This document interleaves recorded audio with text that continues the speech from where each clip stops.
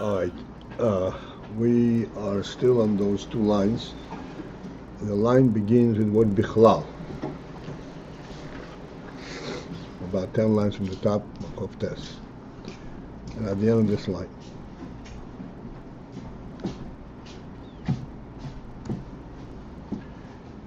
We are in the process of being presented with the explanation. How does it occur that oineg, nefesh, to be disseminated into individual koiches,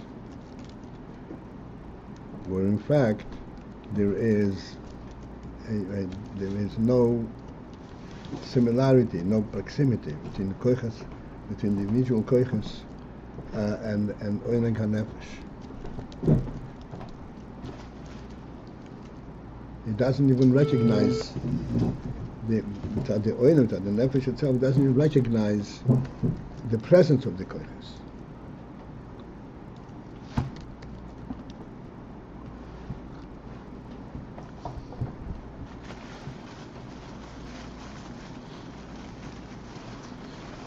Like we are saying that the life of a person cannot be measured or judged by how much he can accomplish, what he can do. Life is infinitely superior to be measured by any kind of activity, any kind of accomplishment.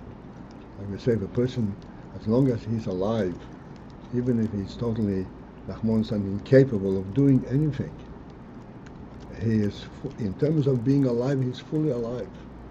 And one must not touch him. Which means it's talking about a totally supreme element.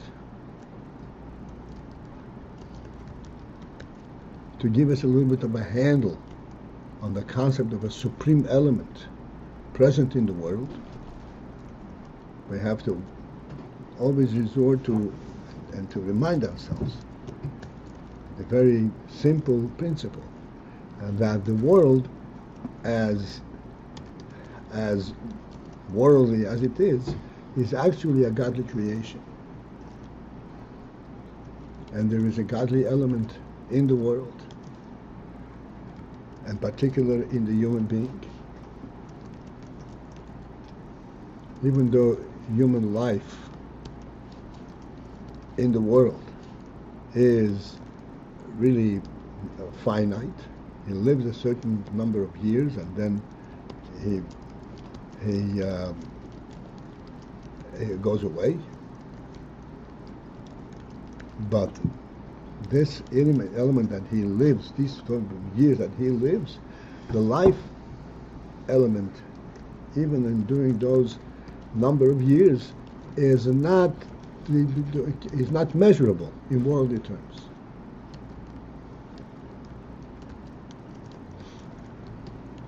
The fact that there is a limit of how many years he lives is not due to the life element itself. It's due to the structure of how this life is imbued in the world, the goof and so forth. And ultimately, it was a separate union of a punishment, of gzeira. But the life element itself is limitless. The life element itself never dissipates. And thus, how that this life element, which in terms of koiches, in terms of experience, it manifests itself in the form of oineg, and as we discussed in oineg to the extent that we did, how does that find its way into the lowest functioning element of the human being in simple activity? And no action can happen without the oineg. So for this we have been explained that has to go through a mamutza, an intermediate stage. This intermediate stage provides the ability of taking this oineg and then disseminating it into koiches. And this is what we are trying to understand. What is this intermediate stage and how does this really provide that function, that service? So we said that this intermediate stage is the mamutza, is the chokhmah. Chokhmah shebenefesh.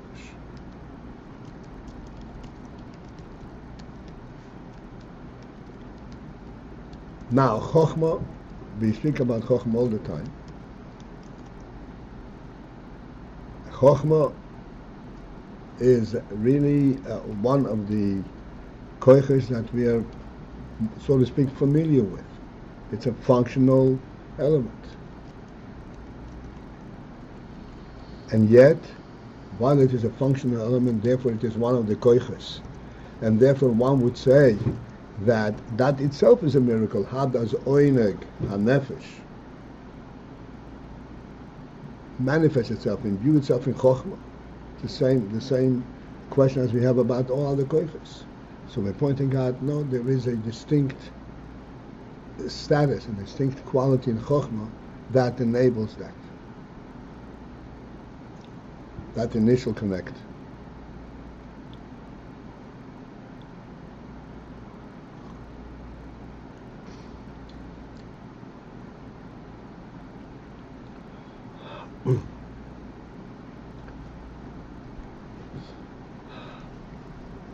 And the way the Rebbe explains it is like this.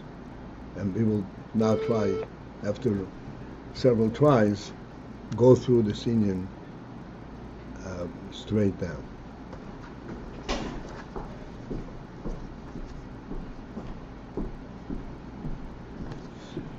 So, we are starting on the line that begins with the word bichlal, at the end of that line. V'yodua gamkein, it is also known, shekoyach ha-chochma, that this koyach of chochma,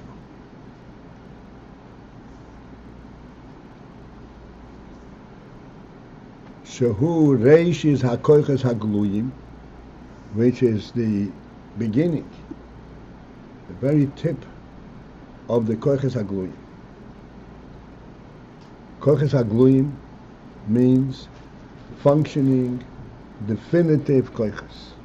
A koyach that has a definitive function. Which means the koyach ha-gluyim.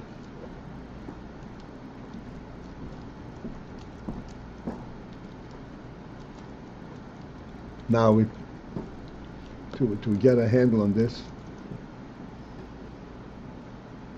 the koyach ha-gluyim versus, are we going to come to it, koyach makifi?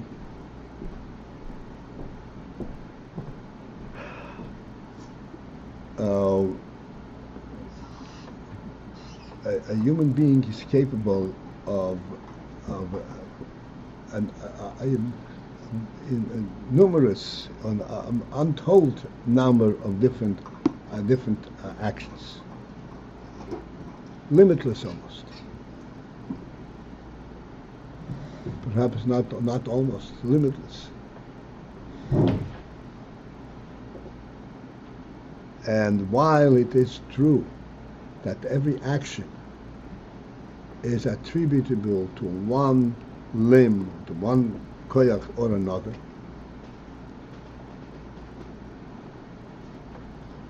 there is an overall reality that incorporates all of these koyachs. Now, we are able to speak because we have a mouth and we have a koyach hadira. It is equally true, perhaps even more true, to say we're able to speak because we're human beings.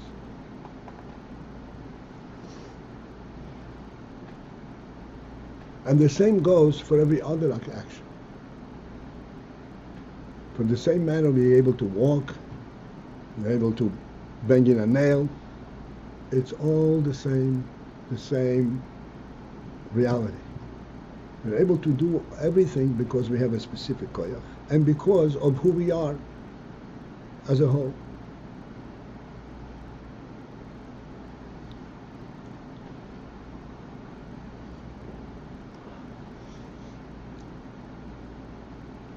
Now, clearly, that higher definition of saying who we are as a human being is much closer to nefesh status than the particular action. We can much easier correlate, even though we don't understand nefesh, we don't understand a human being. But that itself that we don't understand, that itself directly gives us a sense. Yeah, this is what nefesh is. The human being represents nefesh.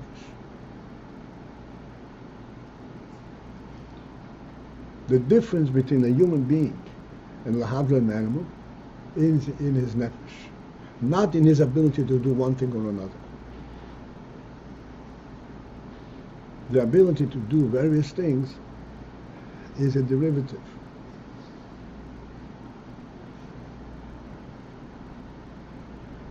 As for example, speaking. So we have the tziparam gaberes, the papagay, the whatever it's called, the parrot is able to pronounce words. Clearly, speech, human speech, and the parrot speech are eons apart. But on the speaking level itself, the action level itself, it's identical. The result of the action. There's a phenomenal difference in the sense, in the relationship, and the meaning of speech to the human being, and meaning of speech to the parrot.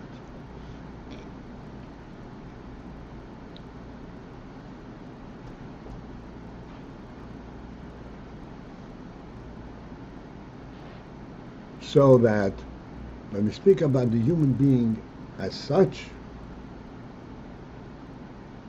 there we could see that this is a special type of neshama, special type of nefesh, that is fundamentally different than that of the animal. Wow. Then, when from this nefesh come the evolve different koiches, then it is not that obvious. It is not that different. It is still different, still fundamentally different. And if we think into it, we'll see that it is categorically different. Because as we said, in every human action there is the Ayin HaNefesh. The oinig of the total nefesh, whereas in the animal there isn't.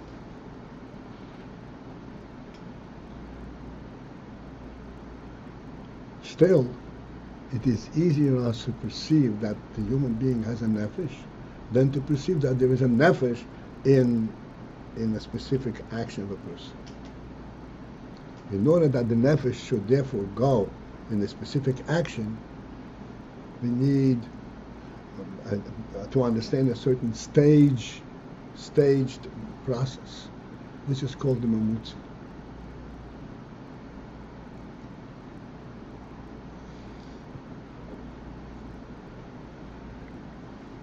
So coming back to the principle that we now identify, that there's the overall phenomenon of the human being. This overall phenomenon of the human being, which you can call koiches makifim, that element that encompasses the entire human being, and even beyond that, from the nefesh itself perspective, I don't know to what extent we can sense it, but the truth is that from nefesh perspective, this is a koyach. This is not nefesh. Nefesh is an atzma, which is not a koyach altogether.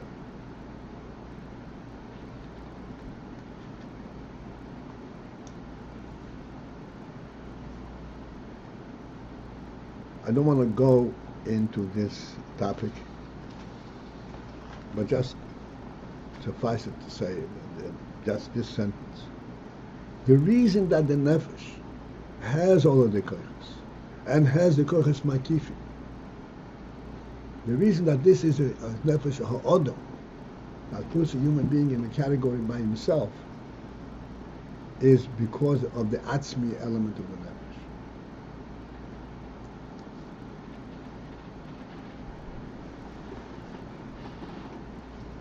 This atzmi level of the nefesh produces, quote unquote, koiches, and there are two categories of koiches: koiches pnimim and koiches makifi. Again, koiches makifi are more easily correlated to nefesh and to koiches atzmi than koiches pnimim. What is koiches makifi?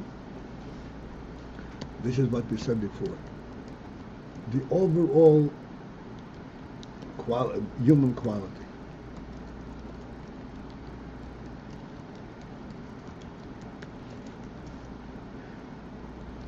The overall human quality is a koyach, the koyach hanefesh. But that koyach is closer to nefesh, to atzmi, than the koyachs that devolve from that. As we pointed out, that the union that he's a human being is superior to his functional element, to the extent that it's not even measurable by it.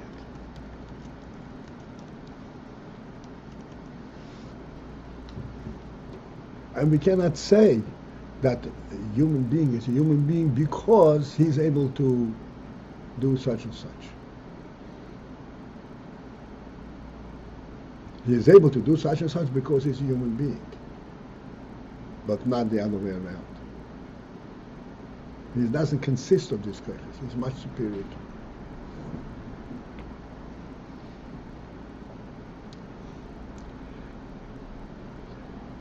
This makif element, the special makif element, and say this is a nefesh ha'odom. This is in contrast to a nefesh l'habla and nefesh abheini. Two different type of nefeshos.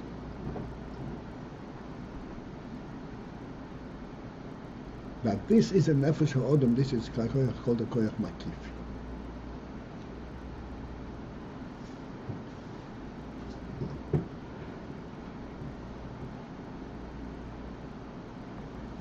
In order that all human koiches, functioning koiches,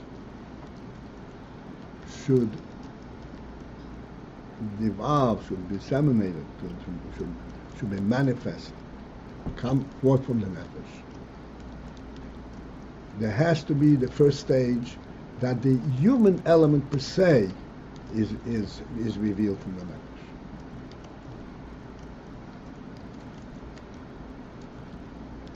Where is the human element per se recognized?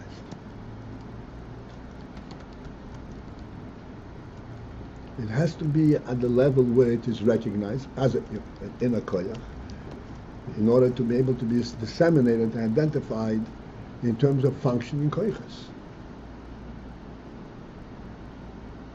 But at the same time, it has to be all-encompassing.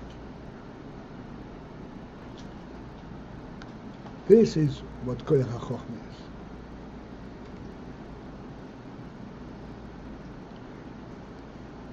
This is what koyach hachochma is. Koyach hachochma is able to process and to sense that in a makifi. What's a human being can't define it. What's speech? Can tell what speech is, what walking is, what everything. Ahava, v'yira.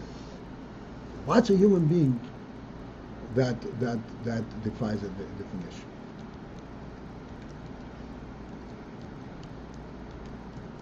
Why? As I pointed out many times. Because a human being is a representative of an element that's called atzmi.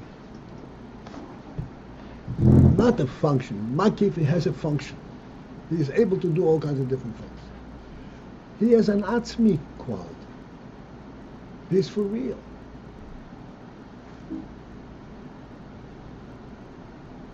Has a real presence. Like we're saying, I mean, Mike, examples is rampant. What comes to mind that perhaps will hit it home? A person owns a piece of property and it goes over to his offspring and from his offspring to his offspring indefinitely. What's Yerusha? What's Yerusha? What's inheritance? You're a little menschler, so you were here, okay, now you're out.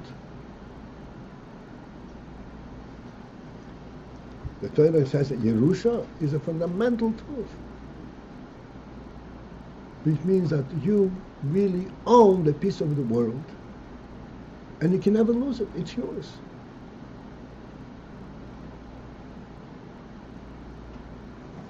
Even though your own life, so to speak, in the world per se, has come to an end. And yet your presence continues to be.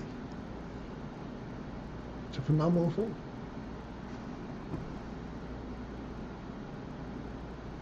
Inside the makif element or the atzmi element of the person? This is due to the atzmi element, which manifests itself in the form of a makif. But this is the atzmi element. So when we speak about human being, there's really no point No, between one and the other? No, yeah, please. I think it's clear enough for the time being. I'll go into the details a little later if you have any questions. I'm explaining. The human being represents, has an atzmi element. From this atzmi emanates, this is already a functional element. Relative to the atzmi, it's a functional element. Then you have makif. Makif means we define that this is a human being. This makif element can be recognized by Chochmah. Can be recognized by Chochmah.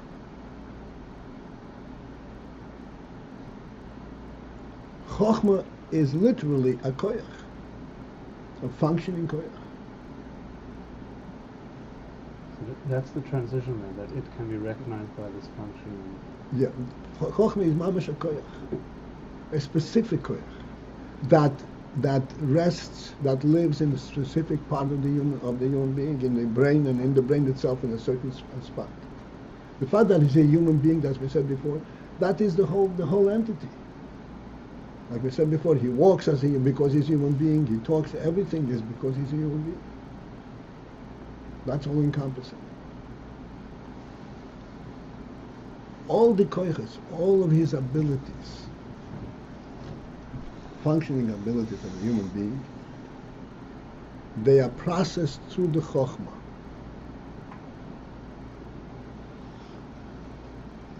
And the reason that they retain their human quality, that we say that the human being walks, it's not like an animal walking along, is due to the fact that his walking is first processed, it goes through the chokhmah. And in the chokhmah he senses that this is a human element, not just a functioning element on just on a pure functioning level. There's a human meaning to this, an oynek. And this oynek is disseminated further into all the functional parts. This is the position of Chochmah. Chochmah is koach makifi. What? Chochmah is a koach makif. Chochmah is not a makif. Chochmah is a plural. Chochmah is a specific koach. Makif means all encompassing. Chochmah is not. Chochmah is in a specific place in the human brain. Is the transition from makif into plural. Chochmah is able to absorb koachas makifim on the pneumatic level. This is the very special Ayin of Chochmah.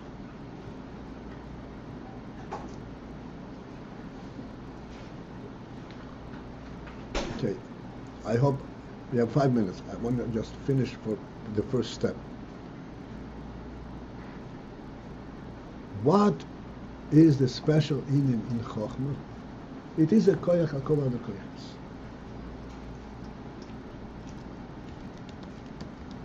What's unique about Chochmah that we can identify,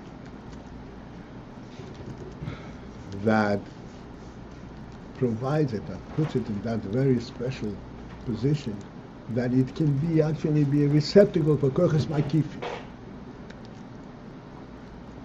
In other words, in Chochmah, okay, in Chochmah we sense what it means to be a human being. In the hand we don't sense what it means to be a human being.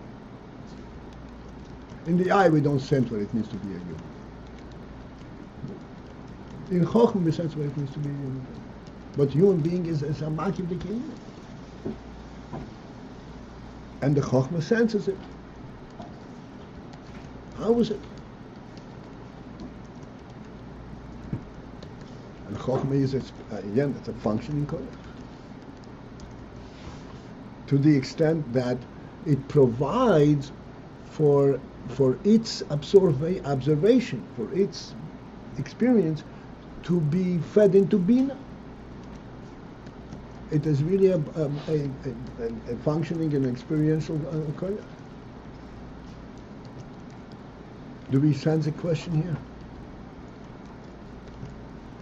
The explanation is, when the Rebbe says that Chochmah is Reishis HaKoyches HaGlui.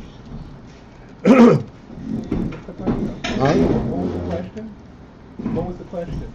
I didn't sense the question. What's special about Chochmah that is able to receive Koyches Makif?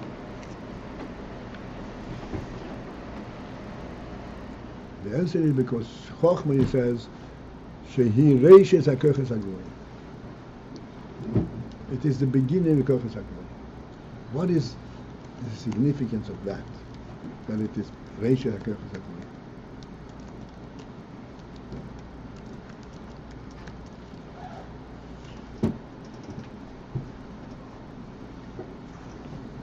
I'm afraid we're going to leave it for tonight. Reishis HaKoyches HaGlui means it is a koyach hagolu, it's a functioning koyach, but it has no instigator. It doesn't have anything that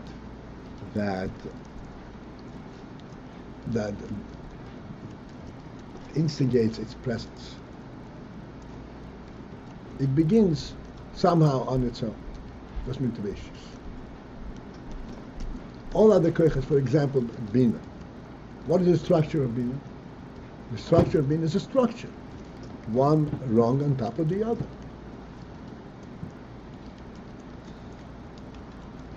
Either induction or deduction. But there is a logical process.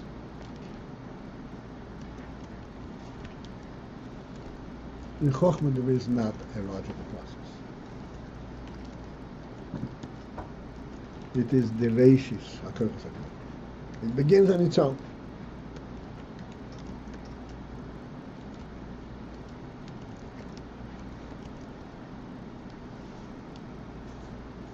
Because it begins on its own, it therefore has this wonderful combination.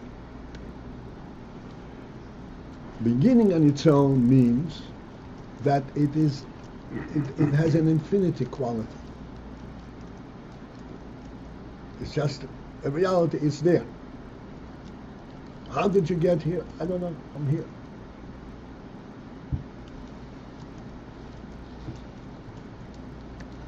The inyan that I don't have a beginning is providing it with the ability to say, I'm just observing the truth per se. I don't have any quest. I don't have any definition of what I'm looking for. Like Bina, you're looking to explain certain things. I have no definition. I don't have a beginning.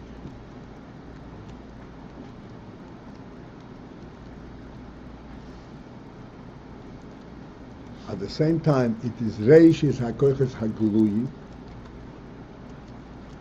which is, this is the great miracle of it. It is one of the Koiches HaGluyim. It brings this phenomenon of Reishis into the Koiches HaGluyim. To be continued tonight in Mitzvah. All right, so we are taking a break, and we will reconvene tonight in Mitzvah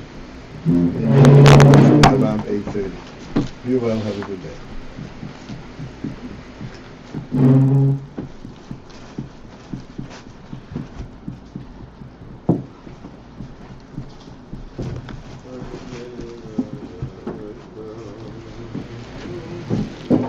Shlomo Katz, HaKohen from Muncie, is sponsoring this week's Shabbos Fabringing, and also Yitzchak Schultz in honor of his daughter's birthday, which is Rosh Chodesh Menachem Av.